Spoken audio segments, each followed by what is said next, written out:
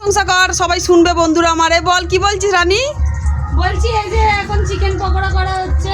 Wow, কি সুন্দর দেখতে। বিজয়, তোর খেতে ইচ্ছা করছে?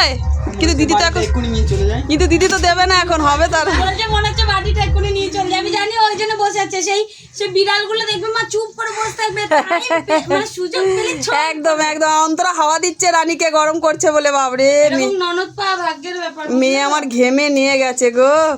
আবার পাখাতে হাঁপিয়ে গেল, আবার ফু দিচ্ছে ঘাড়ের কাছে। অন্তরা বলতে চাইছে 2 পিস যেন বেশি পাই, সেটা বলতে পারছে না, মনে মনে ভাবছে, তাই তো? কিন্তু তোকে তো আমি 2 পিস বেশি দেবো না, গুনে গুনে তো দেবো। তাই হবে নাকি? রানী শিবায়ের পরে এলে একদিন এরকম পকোড়া ভাজবি, হ্যাঁ? ঠিক আছে। এটাকে কি পকোড়া বলে রে? এটা চিকেন পকোড়া।